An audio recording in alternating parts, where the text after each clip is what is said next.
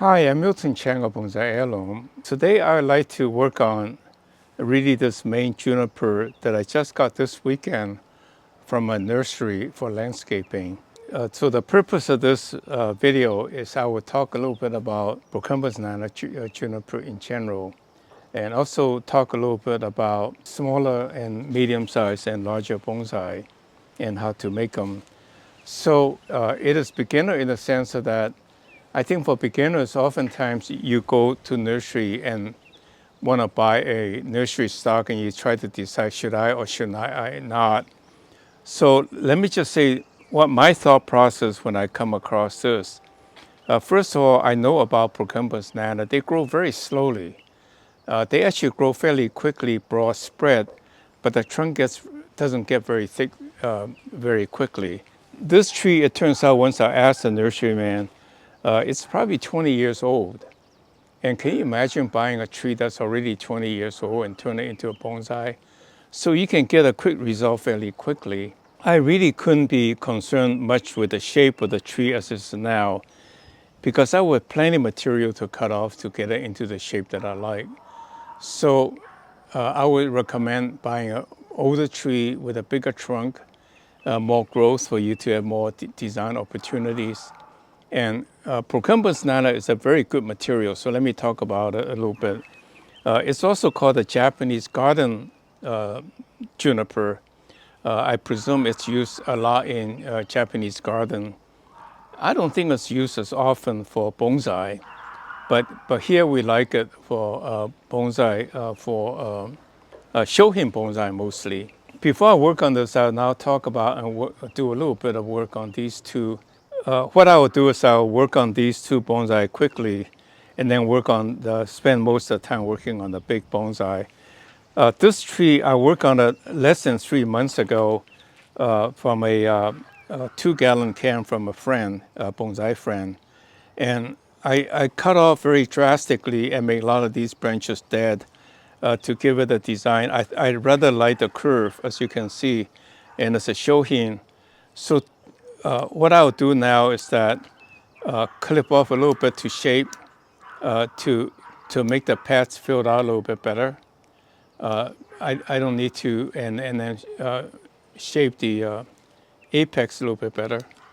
But I really don't want to do much work on it until it thickens out quite a bit.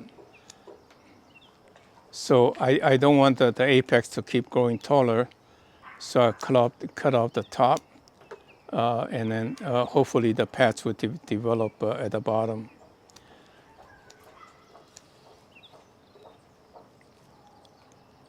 So a reminder of my technique when I get a raw tree like that is that I will clip off very severely, very bare to not much greens, not very carefully either, because there will be plenty of time for the refinement.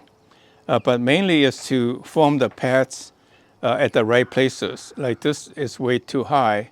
I'd rather have it maybe here and then like this. So you can see when this fills out, it will look okay, and it will be very nice as a shohin bonsai. I would say 2 years from now, when these pads are really well formed. But you can see the shape is really, the curves, and you can go all around and find interesting features. So that's my shohin.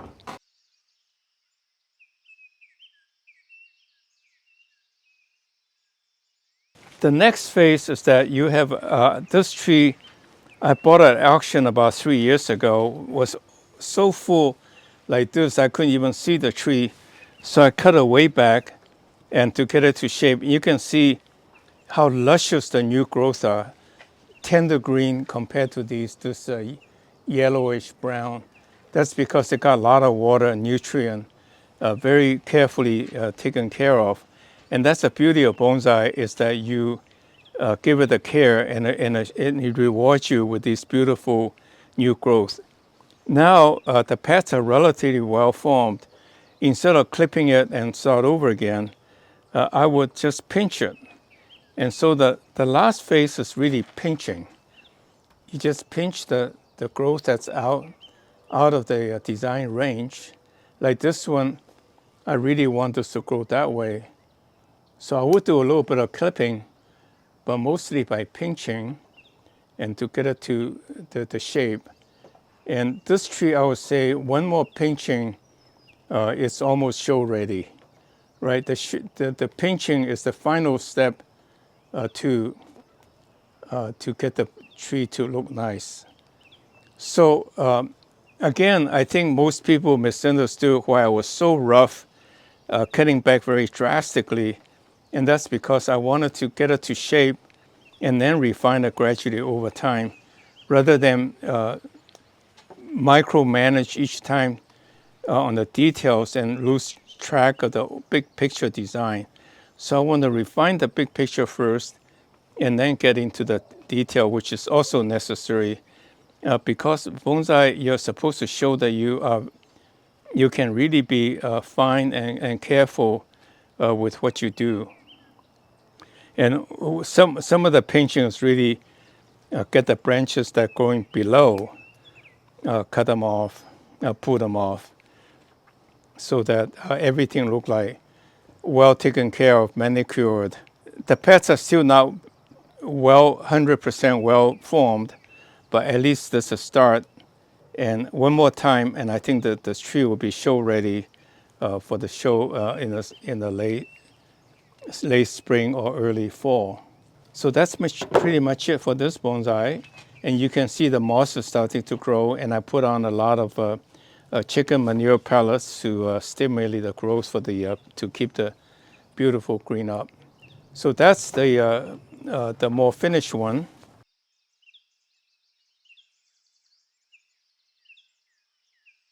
Now I'm going to work on this one. Let me take these two away and take this out of the can. I really have no idea, but I was mesmerized by the fact that it's such an old tree that I can get it at at a nursery shop. So you can see a lot of fibrous roots, not much big roots. So this is going to be a very easy to go into a bonsai pot.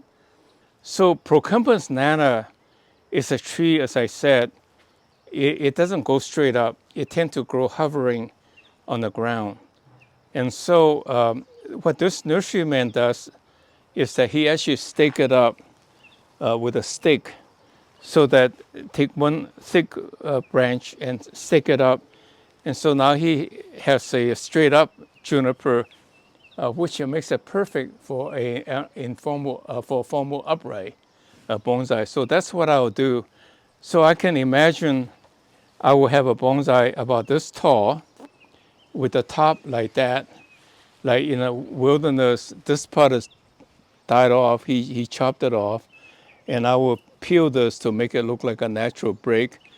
Just as in a tall forest, a tall tree will get hit by the lightning and the top part is dead. And then these will be hanging branches coming down. And I don't know what's underneath of it, but I will soon find out. So what I will do, the first step, is to cut off all the redundant branches that I would not need. And I'll save the detail work for a little bit later. And so just a gradual reduction of all of the branches that are there. I doubt this branch will be used much taller, longer than this. And so this one will not be much longer than this. So I just cut them off. Right, this would never be quite that long, but like this would be maybe about here. I don't know. And the same about here, a little bit less uniform. So maybe I cut it off here. And I can cut it again later. I have no idea what this one is. So, okay, maybe make it a pyramid. Would be approximately this length. And again, I will adjust it a little bit later.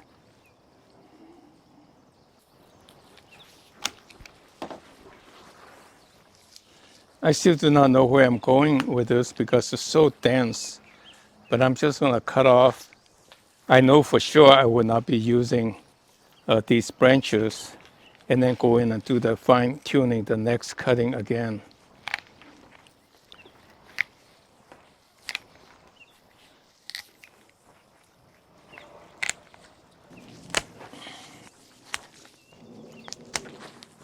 Underneath where the branch, the tree does not get sun, get light, they will actually die off and doesn't get very healthy. So I have to remove the bottom branches.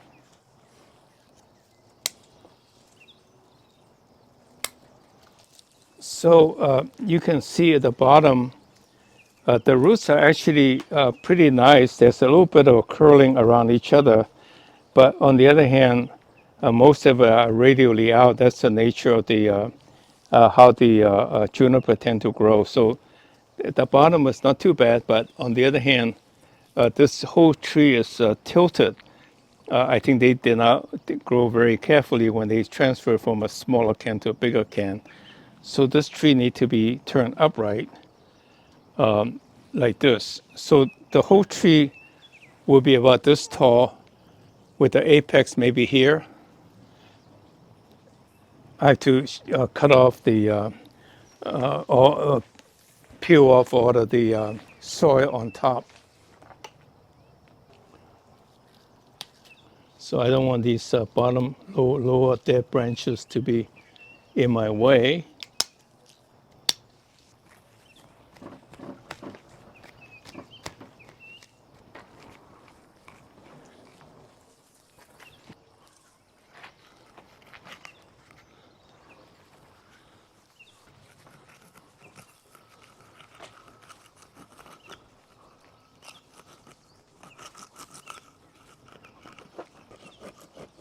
You can see the roots are very much fibrous roots, very little bit of tap roots. So I can cut quite drastically. This is a big, I would call it a tap root.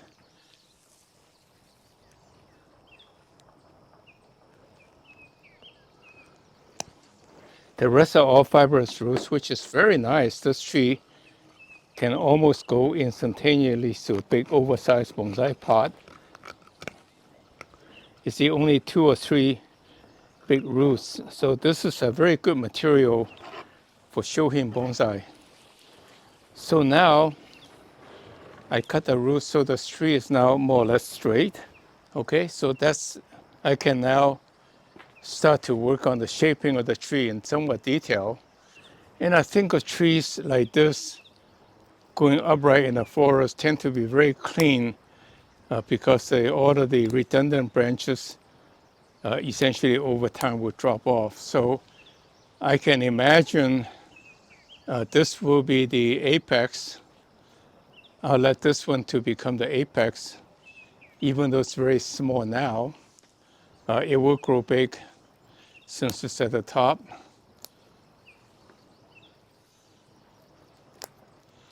And I cut off this to accentuate the apex, and the rest will become pads.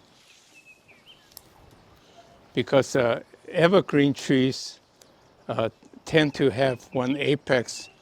Since this one die off, this one would take over to become the apex. And this I just quite carelessly prune it to the shape of the poodling the shape into a pad. And so in time, it will become a pad, and then fine tuning to cut them off.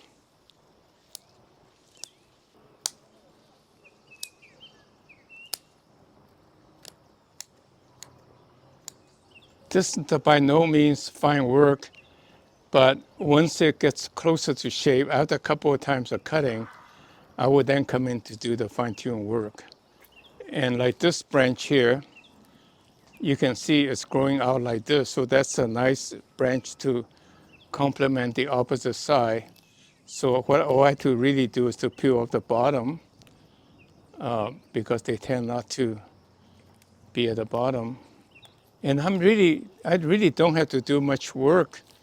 Nature has already taken care of itself by shaping this tree for me to do a little fine tuning to capitalize what the nature would do And to make, add a little bit of what I think I ought to do to make it a very natural tree, rather force upon myself onto the tree to make it look contrived. So probably here's enough. Then I'll cut off a little bit of that and just let it grow out. And I will try to maybe wire the branches going to the side to fine tune it. But right now, I think this is suffice. So I'm just gonna work one branch at a time from the top down until I got the whole tree done. And that's my informal upright. You wanna kind of reduce the redundant branches so that the tree, like they say, the bird can fly through the tree and to show the trunk more than just everything's hidden under the growth of the leaves. The person that, the nurseryman who planted the tree wasn't very careful, but he was mainly anxious to find the one straight trunk and stake it up and gradually keep staking it up. And so the trunk is kind of like slanted. But you know, not all trees are, in nature are straight up. They are slant, so that's okay. I think we can overlook that. And what I would do is I plant it in a pot about this size, and it'll be one single upright tree. It'll look okay. And so, like this branch early on, it was growing from here to there underneath, and got fairly thick because it was going all the way out to seek light. So I broke it off, and so the tree now has a trunk here, and I'll probably make this trunk a little bit shorter, and so that it would accentuate the two at the bottom coming down like this. So that's the triangle that I will try to make. And I think this branch is actually quite redundant because you have a bottom branch coming out this way. So one interesting thing is that in nature, there would be a lot of dead wood because the branches fall off and so forth. So I will make this into a dead wood, a gin.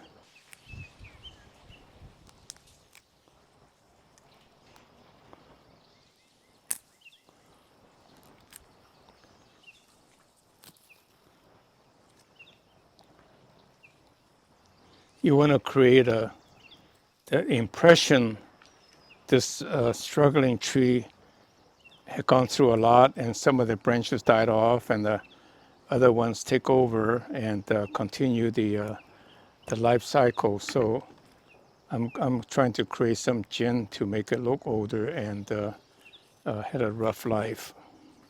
I'm just cleaning up the inside dead branches because when the branches do not see light, they eventually died off. So there are a lot of dead branches underneath.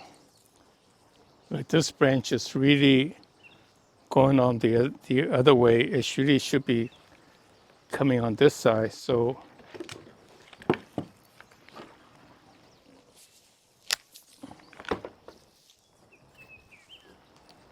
I'm trying to save all the branches to cover the whole area. And like this branch is way over, I will actually bend it and break it with the connection tissue to move it to spread out more evenly. So I've been pretty careless in the clipping, but now coming to the end, where like this trunk is split in two ways, those are the features I should careful to nurture to give the tree some characteristics. So I'll be much more careful actually towards the end because I need some design feature to show off the tree. The tree still looks very rough, but I can gradually fine tune it to make it more like a pad. But you can see this tree, it's possible in nature it comes up and it turns around, but basically going upright, but a little bit of turning. I think that makes a nice feature. And look at this beautiful curve. This trunk, due to its own weight, drooped, and it is doing this. And when that fill out with the right paths, like this is right now, looks really ugly. But if I start to cut off the alternative branching and make them go horizontal, that will start to look nice. So but I'm going to just leave it to let it grow a little bit more, and then I'll fine tune it. I think after three times, this tree will look decent, and then after 5 times or 8 times, this tree will look very nice. So the tree basically is coming up like this, and then this will be the apex. It's become this tall, and these are the branches coming down, really much like a big conifer in nature. Look at this. Look at this beautiful curve. So you accentuate these feature by putting the feature up front, and these again will be paths coming out at alternate locations. And maybe this is a little bit too long, so I make it a little shorter. You know, you gradually fine tune it, it will look nice. But right now it looks very rough after the first cut. Just imagine this tree is a nursery tree. Just look at how I transformed this big mess into something that's halfway decent, and then give it a little time, it will look really nice. And considering the trunk size, it's really hard to find a bonsai or procumbens nana with that trunk size. Most of the trees that are being sold are really no bigger than like this, you know? Well, maybe a little bit bigger, but I think you will have hard time finding a tree that you buy, a procumbens nana tree that's thicker than this. It'll be very, very rare because that would take probably 5 years to grow. And so a tree like that is really valuable, but you know, the man really didn't know it. So like this trunk coming out like this way, I'll cut it here, make this branch go this way, so it's like this. You know, just gradually fine tuning it.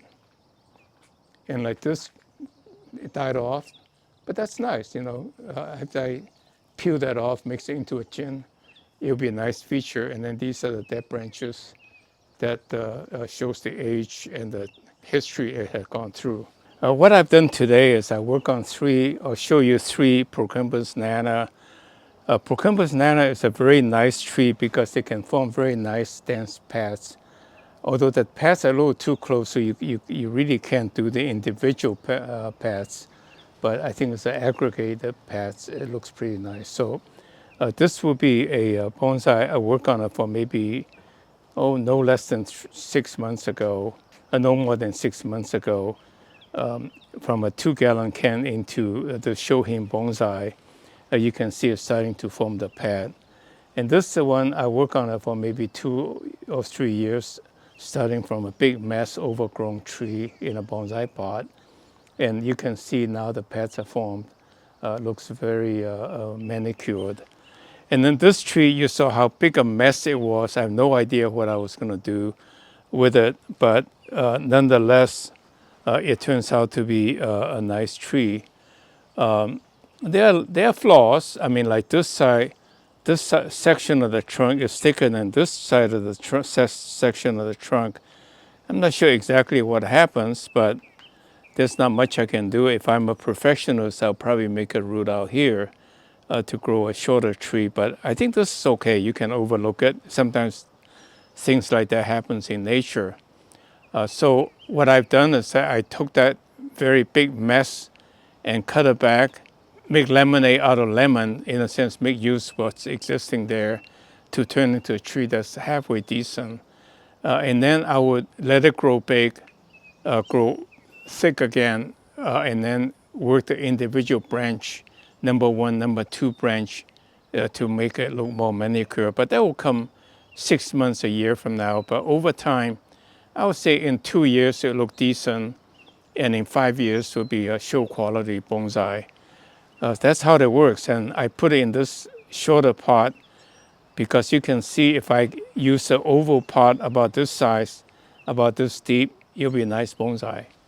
So with that in mind, then I thank you for watching. Please click like, go to our website to sign up for our mailing list so that we can notify you of any offering. So thank you very much. I hope to see you next week.